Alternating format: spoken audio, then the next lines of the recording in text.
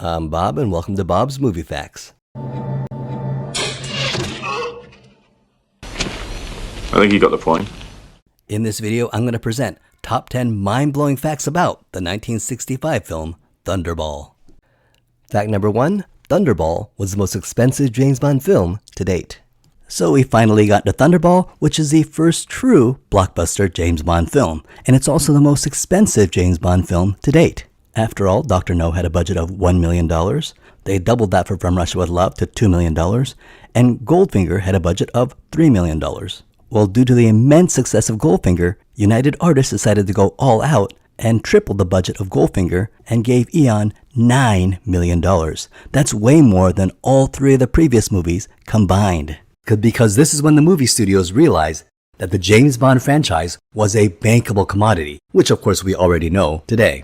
And in fact, Thunderball was such a success that it remained the most successful James Bond film until, when you adjust it for inflation. Can you guess when Thunderball was beaten at the box office and which movie beat it? Thunderball remained the #1 James Bond film, when adjusted for inflation, for 47 years. It was Skyfall who in 2012 barely beat out Thunderball at the end of its impressive 14-week theater run. Only Skyfall has beaten Thunderball at the box office when adjusted for inflation. Today, Thunderball still remains the #2 highest grossing James Bond film when adjusted for inflation, and incidentally, Goldfinger is #3. Fact number 2, Ian Fleming came up with Thunderball because he really wanted to make a 007 movie. The story begins in 1958 with Ian Fleming and a man named Kevin McClory. Now remember, in 1954, Ian Fleming had sold his rights for Casino Royale to CBS for a short TV production of Casino Royale on the Climax TV show, and he was very disappointed in how that turned out. Ian Fleming really believed that James Bond could become a big film franchise and vowed not to get involved in any more half-baked concepts like the Climax TV show. However, he had still yet to meet Cubby Broccoli nor Harry Saltzman. And in 1958, he only had dreams of turning James Bond into a proper movie. So in 1958, 2 years before he would meet Broccoli and Saltzman, his friend Ivar Bryce introduced him to an Irish filmmaker named Kevin McClory, and he and Ian Fleming began to discuss plans for a James Bond movie. Ivar Bryce was a wealthy longtime friend of Ian Fleming who was living in Jamaica. When Ian Fleming decided to move to Jamaica, it was Ivar Bryce who found the home for Ian Fleming, the home which Fleming would name Goldeneye. And in 1955, when Fleming wrote Diamonds Are Forever, the book is dedicated to Ivar Bryce. The two were close friends. Kevin McClory was a producer, and he was born in Dublin, Ireland, and was a relative of the Bronte sisters. In fact, the original last name of the Bronte sisters was McClory before they changed it to Bronte. And in 1958, he met Ian Fleming to try to get this James Bond movie made. In the summer of 1958, Ian Fleming, Kevin McClory, Fleming's friend Ivar Bryce, and Bryce's friend Ernst Cuneo formed a partnership called Xanadu Productions, which was named after Bryce's home, Xanadu. However, this is only in name only and was never legally turned into a company. But the four continued to meet over the next year over at Bryce's house in England and then at McClory's house in London. They came up with the idea about an airplane full of famous celebrities and then created the female character called Fatima Blush, who would be a double agent. The character of Fatima Blush would not be used in Thunderball. The female protagonist would be named Domino and the female villain would be named Fiona. However, in the 1982 remake Never Say Never Again, the female villain will be named Fatima Blush as an homage to this early character concept. Kevin McClory was a scuba diver, and he loved going underwater and was fascinated about the water and the underwater environment and wanted to bring his love of scuba diving into this movie. So he wanted to have an underwater battle in the movie. Over the course of the year, there were 10 different drafts of the script with various titles. And originally the villains were the Russians, but they were changed to the Sicilian Mafia. And then Ian Fleming proposed that Bond should go up against an organization called SPECTRE, standing for Special Executive for Counterintelligence, Terrorism, Revenge, and Extortion, which would be composed of ex-members of SMERSH, the Nazi Gestapo, the Sicilian Mafia, the Turkish heroin smuggling operation Crystal, and the Black Tongue of Peking. And one of the titles proposed for the movie was SPECTRE. Another proposed title was James Bond of the Secret Service, and another title proposed was Longitude 78 West. So who created SPECTRE? Well, both Ian Fleming and Kevin McClory claim they came up with the idea. We do know that Fleming used the term SPECTRE several times in various James Bond books, but Kevin McClory also insisted that much of the organization was his idea, and I guess we'll never truly ever know. According to Fleming, the name used for the villain, Ernst Stavro Blofeld, was based on an old school friend, Tom Blofeld. And one of the things that excited Ian Fleming about working with Kevin McClory was that McClory had just produced a movie called The Boy and the Bridge, which was set for a theater release in a few months. In other words, to Fleming, McClory was a real Hollywood producer with the ability to get a movie made. Well, The Boy and the Bridge was released and it was both a critical failure and a box office bomb. And therefore, Ian Fleming began to wonder if Kevin McClory really was the man to bring his James Bond character successfully to the big screen. And Ian Fleming slowly began to withdraw and spend less and less time working with McClory on the movie. Fact number 3, Ian Fleming was sued for plagiarism for Thunderball and lost. Now, in order to entice him back, Kevin McClory brought in experienced playwright and screenwriter Jack Whittingham to the project. And Jack Whittingham had already written 19 screenplays that were made into feature films. And Jack Whittingham wrote the screenplay about a man named Joe Petacci who steals a nuclear bomb on an airplane, and Bond would get involved with a beautiful woman, Sophie Petacci, who is Joe Petacci's sister. And Sophie Petacci's boss would be the SPECTRE agent who murdered her brother. And it was titled Longitude 78 West, and Ian Fleming liked the story. However, he didn't like the title, so he changed it to Thunderball. And why Thunderball? Well, in military lingo, Thunderball is a mushroom cloud that appears after a nuclear bomb is detonated.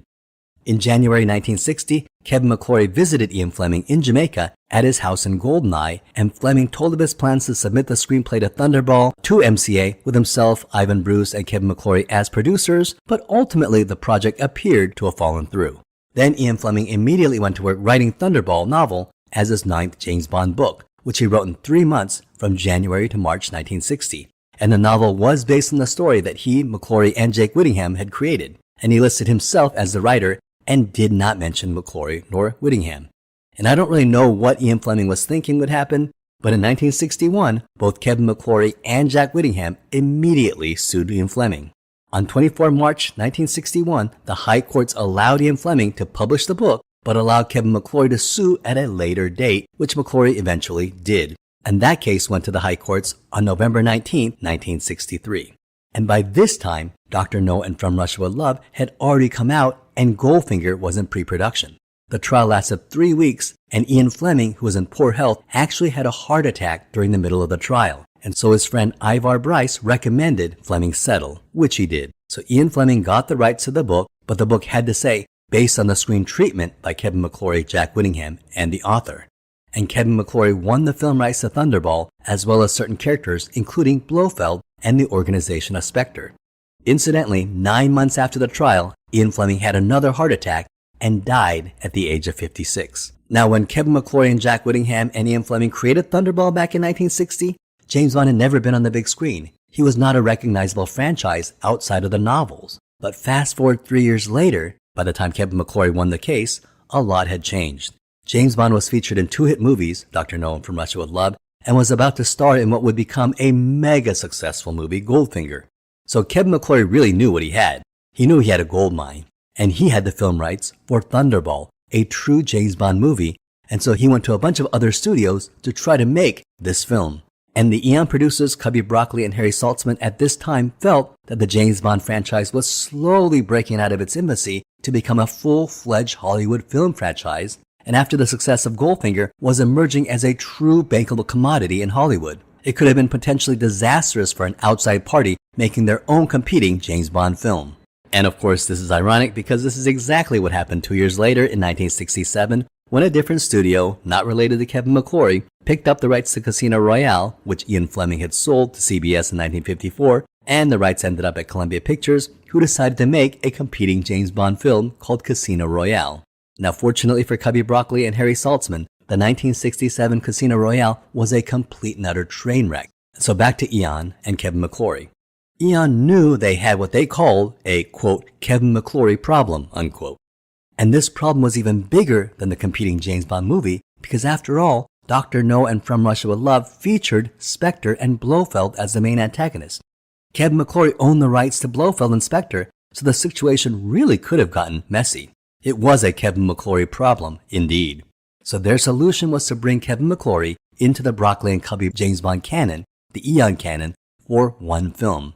Their solution was to make Thunderball their fourth movie, and in this movie, they gave Kevin McClory a huge yet unknown sum of money. We still don't know how much money they agreed to give him, and they gave him the title of head producer, gave him sole producer credit on the film, and they even played on Kevin McClory's ego and gave him a cameo in the film, all in exchange for the rights of the book and film for 10 years.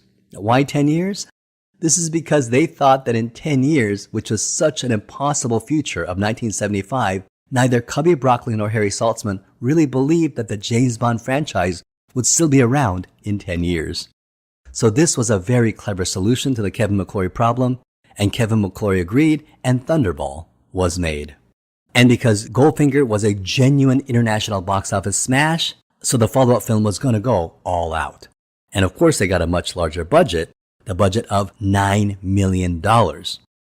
Fact number 4, this is the first time Sean Connery did the gun barrel sequence. Director Terence Young, who directed Dr. No and From Russia with Love, returned to direct Thunderball. And even when you look at the poster, it really outlines the over-the-top nature of this fourth entry, because we have Bond blasting off in his jetpack, we have beautiful women in bikinis, we have helicopters, we have sharks, we have men in scuba gear, we have a giant yacht blasting out of a huge explosion, and this poster really captures the insane over-the-top concept of this movie. So the fourth movie, classically now, follows the formula that was set firmly into place with Goldfinger. You get the gun barrel sequence, you get the pre-credit independent action sequence, you get the title song, you get Bernard Lee as M, you get Q, and you get all his Q gadgets. They're all here now, and they're going to be here from here on out.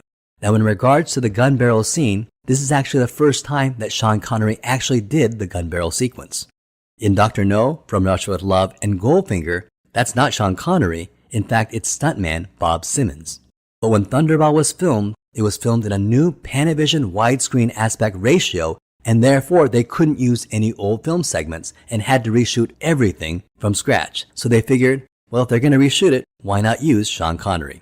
So Thunderball makes history by being the first time Sean Connery does the opening gun barrel sequence.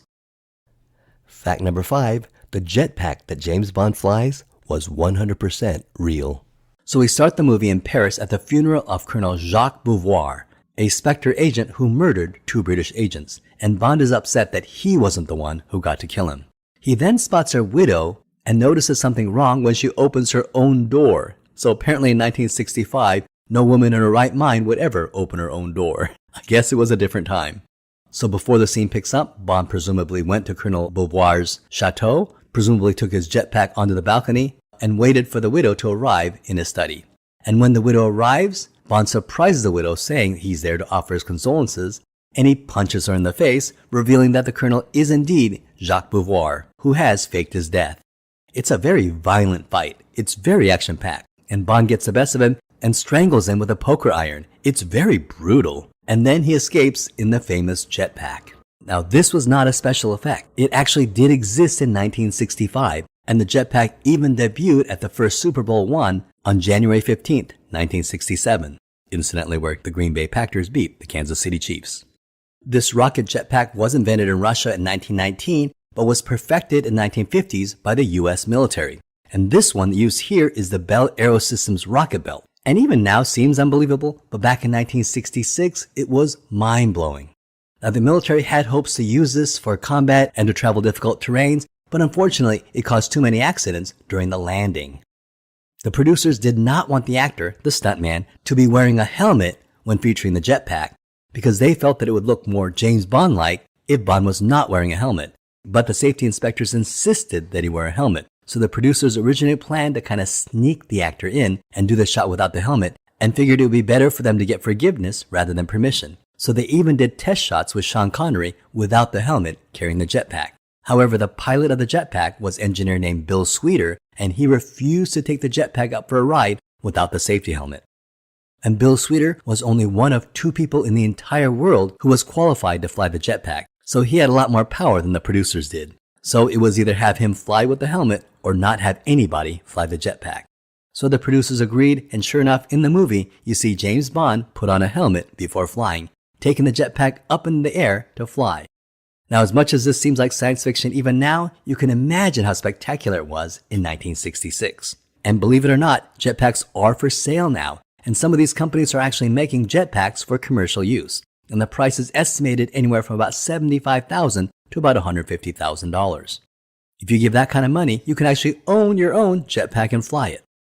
So Bond lands his jetpack next to his car, and we have the return of the Aston Martin DB5 from the last Goldfinger movie, with the familiar bulletproof shield that rises from the back window, and in this movie, it actually has a rear-firing water cannon. Now by this movie, Sean Connery was wearing a full toupee. Contrary to popular belief, he did not wear a toupee in Dr. No nor From Russia with Love, and his balding was covered up with makeup and clever hairstyling. But by Goldfinger, his hair loss had progressed to the point where they needed a hair replacement system, and by Thunderball, he was wearing a full toupee. Fact number 6, the opening song for Thunderball was done twice. Another interesting bit of trivia is the opening song. Have you heard this song, Thunderball? It's done by legendary lounge singer Tom Jones, and it's a catchy song, although don't try to make any sense of the lyrics. Now the original song for this movie was called Mr. Kiss Kiss Bang Bang. The song was by Shirley Bassey, and it was later re-recorded by Dionne Warwick. And this song is very interesting. It's more nuanced, it's sexier, and the lyrics are much cooler. Unfortunately, when they filmed this, Broccoli and Saltzman were worried that the song didn't have the movie title in it. After all, the last Goldfinger movie had the song title Goldfinger, and the movie was incredibly popular, and so was the song, so they assumed the popularity of the song may have helped market the movie. And that's why they hired another singer to redo the song with the title of the movie Thunderball in it. And interestingly enough, Johnny Cash actually was hired to write a song called Thunderball, although they ended up not using it, and Tom Jones was hired instead. Now since then, the song Mr. Kiss Kiss Bang Bang has become a cult classic song. Fact number 7, the health farm that Bond visits was based on a real health farm that Ian Fleming went to. The Thunderball movie proper starts with a meeting at SPECTRE, and this is a really cool production set, which was built by the great Ken Adam. And once again, he shows off his brilliance at set design. And he's going to show off more of his brilliance later when we see the MI6 briefing room for the Double O's. Now remember, in the books, this was the first introduction to SPECTRE. But in the movies, they were already introduced in Dr. No and From Russia with Love. And we see one of the SPECTRE agents, Emilio Largo, explain his plans to steal 2 US nuclear bombs and then blackmail the government for $100 million. After all, SPECTRE stands for Special Executive Counterintelligence, Terrorism, Revenge, and Extortion, so I guess this qualifies as both terrorism and extortion. We then move to James Bond and his boss M, and they're discussing his health, and M orders Bond to attend Shrubland's health farm in order to improve his physical health. And in keeping with the autobiographical nature of James Bond's adventures, much of the story of Thunderball actually comes from Ian Fleming's own life. For example, the health club Shrublands that James Bond visits at the beginning of the movie is similar to a health club at Enton Hall Health Farm near Godalming that he visited in 1955. And when M reads Bond's medical records to him, this was actually Ian Fleming's own medical record. Remember, Ian Fleming based James Bond's own hard-drinking playboy lifestyle on himself. So it's no accident that in the novel Thunderball, 1/4 of the entire novel is dedicated to his treatment at Shrublands. And in the movie and in the book, he meets Count Lippe and recognizes that Count Lippe has a tattoo of the criminal organization of the Tongs on his hand. Now, Count Lippe is number 4 in the SPECTRE organization. And Lippe knows that he's busted, so he decides he's going to murder Bond by stretching his spine. So Bond passes out but is rescued in time by employee Patricia Fearing, and she's worried she'll lose her job, so Bond blackmails her. And this scene is highly problematic today, but was apparently okay in 1965. So Bond gets revenge by locking Count Lippe in a steam bath. And apparently this is more dramatic in the book, where Lippe gets third-degree burns, but here they sort of come across like college pranks are doing on each other. So we see SPECTRE's plan. One of the agents, Angelo Palazzi, gets plastic surgery to look like French Air Force pilot Francois Derval, and he's murdered and replaced by Angelo Palazzi, who impersonates a pilot on the plane and steals the plane with 2 nuclear weapons. Then this goofball Angelo decides it's a good idea to ask SPECTRE for more money, and so they kill him. And the reason Count Lippe was at the farm was so that he could dispose of the first Derval's body, but Bond is able to get a look at the deceased Derval's face. And as Bond discharges from Shrubland's health farm and drives home in his Aston Martin, he sees Count Lippe pursuing him and firing a gun at Bond. Remember, Bond is in his supercar, and we wonder what gadget he's going to use to dispose of the Count. But suddenly, a mysterious motorcyclist, later revealed to be our evil femme fatale, Fiona Volpe, appears and her cycle shoots a missile that destroys Count Lippe's car, instantly killing him. So why did Fiona Volpe kill the Count?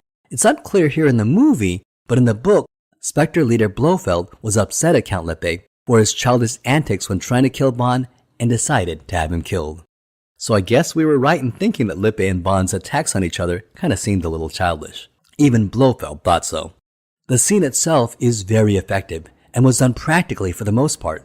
The motorcycle really did have a practical projectile which fired and hit the pursued car, and Count Lippe's car really did explode in a ball of flames. And Lippe's car was driven by stuntman Bob Simmons. And the car really did crash on the side of the road and went up as planned in a ball of flames, and Bob Simmons narrowly escaped the flames.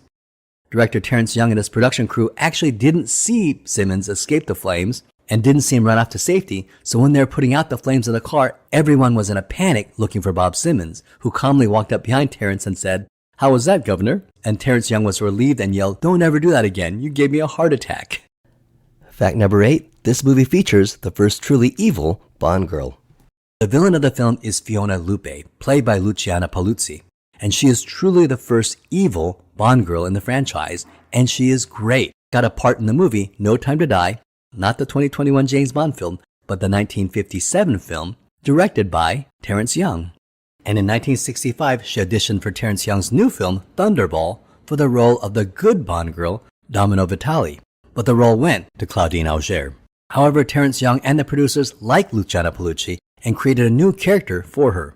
They offered Luciano the role of a new female villain, Fiona Kelly, which Luciana Paluzzi absolutely loved, and the villain's name was changed to Fiona Volpe, which means fox in Italian. And the fact that Fiona Volpe remains bad throughout the movie and Bond is unable to turn her to the good side was an intentional response to the critics of Goldfinger, who criticized the idea of Bond turning Pussy Galore to his side. After the nuclear weapons are stolen, the world is blackmailed, and all the double O's are brought back for a mission briefing. And here we see Ken Adams' genius at work, because the briefing room is amazing. And this is the only time in the entire James Bond franchise that we see all the double O's in one room. Although we only see their backs, it does add to the mythology of a larger universe. And if you look at the third double O, it is a woman. Therefore, it's officially canon that 003 is a female secret agent, and she'll be the only female secret agent until 2021 in No Time to Die, when a female takes over the mantle of 007. At this briefing, Bond recognizes the NATO pilot Derval as the face of the dead man at the health spa, so he asks to go to Nassau to investigate Derval's sister Domino, who is Emilio Largo's mistress. Fact number 9, Domino Vitale was changed to Domino Derval because Claudine Auger was French. And in keeping with the exotic locales of the James Bond franchise, this film was filmed on location in the Bahamas. The role of James Bond's female ally, Domino Derval, was originally Domino Vitale, but was changed from Italian to French when actress Claudine Auger was cast in the role. And originally Albert R. Broccoli wanted Raquel Welch to play Domino, but she dropped out to be in the 1966 film Fantastic Voyage. Claudine Auger beat over 100 actresses, including Luciana Paluzzi, to win the role of Domino. Now, Claudine Auger was an excellent swimmer and was able to do all of her underwater scenes by herself without the use of a stuntwoman. However, Terence Young and the producers worried that Claudine Auger's accent sounded too French, and so her voice is dubbed by Nikki Vanderzil, who dubbed Ursula Andress's voice for Honey Rider in Dr. No. Also, Adolfo Celli, the actor playing Emilio Largo, was also judged to have too thick a Sicilian accent, and was dubbed by Robert Rietti. As Bond investigates the Bahamas, he meets up with Felix Leiter, once again played by a new actor, the third actor to take the role. Jack Lord was first in Dr. No, Sek Linder played him in Goldfinger, and Rick von Nutter plays him here. Rick von Nutter was an American actor who primarily starred as a minor character actor in Italian films, and is best known for his role here as Felix Leiter in Thunderball. The funny thing is, Rick von Nutter was actually signed to be Felix Leiter in several subsequent James Bond films. However, the character of Felix Leiter wasn't in You Only Live Twice nor in On Her Majesty's Secret Service. Therefore, Rick von Nutter ended up joining the unfortunate list of ever-rotating actors who only play Felix Leiter in one film each. James Bond meets Emilio Largo at a casino, and when he beats him at Baccarat, asks for a dance with Domino. Later, James Bond meets Largo at his estate, and here he has one of the coolest, most awesome, quintessential James Bond moments. They're shooting trap and James Bond asks if it's difficult and he casually hits the target by shooting it square from the hip and then says, "Oh, it's not difficult at all." It is just so cool. Easier. Perhaps you'd call one for me. Of course. Ball! Seems terribly difficult. No, it isn't, is it?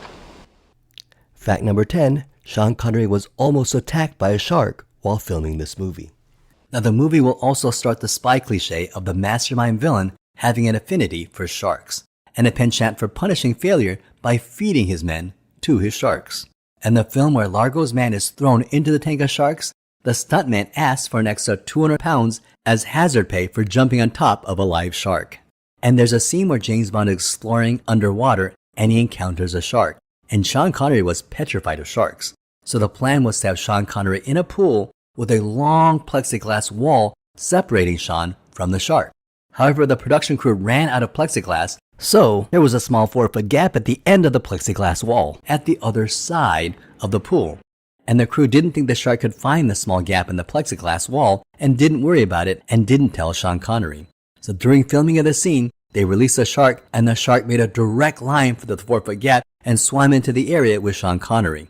And Sean Connery couldn't see because the pool was so dark, but the crew was screaming, "Sean, get out of the pool!" But he couldn't hear because he was underwater. And when Sean Connery opened his eyes, he was face to face with a giant shark. And he jumped out of the pool so fast that people joked that they had never seen anyone jump out of the water that fast. I got out of the water without, I think I was dry when I touched the side. And I've never seen somebody leave a pool at the speed that Sean did. I don't know whose fault it was, but it didn't happen again. In the scene where Sean Connery coolly climbs out of the pool with a shark swimming toward him was accomplished by pulling a dead shark with a wire pulled by John Steers. But while filming this, Sean Connery was safe, but John Steers was almost attacked by the other sharks that were in the pool. Bond has another ally, the female CIA agent Paula Kaplan, who works with Felix Leiter in Nassau. She is played by Martine Beswick, who played one of the gypsy women in From Russia with Love. Now unfortunately, she'll be the film's sacrificial lamb, dying to propel the plot. Bonus fact, the government thought Bond's underwater rebreather was real. Now in the Bahamas, Q arrives to deliver some Q gadgets to Bond. An underwater waterproof camera, which must have seemed impossibly high-tech in 1965, a Geiger counter watch, and a miniature underwater breathing apparatus. Now this underwater breather was totally made up. Nothing close to this exists even today. However, the lore is that an engineer for the Royal Navy saw the movie and contacted the producers of the film, and apparently had been trying to invent a similar device but couldn't do it. So he asked for advice on how the device was created, and the film crew told him that it was completely made up, and that the actors were simply holding their breath, and the engineer was supposedly devastated to learn this. So James Bond meets up with Domino while scuba diving, and they presumably have a good time. In the original cut of the scene, Domino's bikini would float up to the surface. However, Cubby Broccoli worried that it was way too suggestive and decided to remove the bikini. After the intimate moment with Domino, he tells her that her brother is dead, murdered by Largo, and enlists her to risk her life to find the nuclear bombs. And that's a lot to put on Domino in just a few minutes. I guess Bond figured it's better than a nuclear bomb being detonated somewhere in the world. Emilio Largo's ship is a disco volante, which means flying saucer in Italian. And a disco volante can shed its rear half and become a sleek ship that can reach speeds of 95 miles per hour. And it was created by Ken Adam, which he built from an old hydrofoil and a catamaran, and it took 4 months to construct. They discover that Largo has the nuclear weapons, and the U.S. Coast Guard parachute in, and this is a huge underwater battle between the U.S. forces and Largo's men. And it's a huge set piece that had over 60 actors, all experienced divers, all wearing scuba gear. They rehearsed this segment for weeks, and the scuba gear alone cost over $85,000, worth almost $1 million today. And it was an amazingly coordinated scene. And making it even more difficult was that underwater radio communication was not as good in 1965, so the actors and the crew communicated using hand signals. And if you watch this scene from that viewpoint, this scene is spectacular and very impressive to watch. And audiences in 1965, they probably never saw anything even close to something like this. Made even more impressive was that the scene also had live sharks swimming in their midst. The crew used tiger sharks for the scene because they learned that tiger sharks tended to swim in a straight line, and their swimming trajectories could be predicted and avoided by the actors. And they learned that bull sharks and lemon sharks turn rapidly in the water and would surprise actors, potentially attacking them. The crew further controlled the tiger sharks by tying a wire to one of their fins. During this scene, Largo recognizes Bond and he swims off onto a ship. Largo gets on his disco volante and escapes, and just as it was built to do, and as Ken Adam had designed, the disco volante separates into two ships and the front hydrofoil takes off at high speeds, but James Bond has hung on and gets on the ship.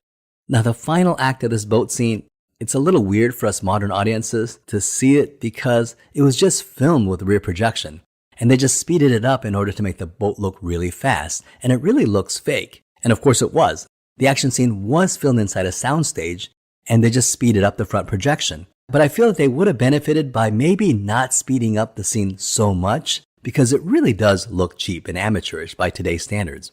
But apparently it was effective in 1965 because this movie won an Academy Award for Best Visual Effects. The winner is John Steers for Thunderball. Although I'd like to think it was in spite of this scene. We watch it today and it just seems very fake and not worthy of the climactic final scene of a blockbuster James Bond film. But then I'm reminded it won an Academy Award for Best Visual Effects. Now in Goldfinger, the femme fatale Pussy Galore has a change of heart and goes from villain to hero's ally due to James Bond's masculine charms. Well, in this movie, it's a nuclear scientist, Ladislav Kutz, and throughout the movie he's a minor character that helps Largo with the nuclear bombs, but at the end of the movie, he has a change of heart and he decides to free Domino and help Bond. And let's face it, it is a little deus ex machina. But now Domino is free, and when Largo and Bond are fighting, Largo almost has a drop on Bond, but she kills Largo in the back with a harpoon gun. But the disco volante is racing toward the coast. Bond and Domino jump off the boat and safely into the water just before the disco volante explodes and crashes into the rocks. And Bond and Domino are rescued, but what about the nuclear physicist who helped them?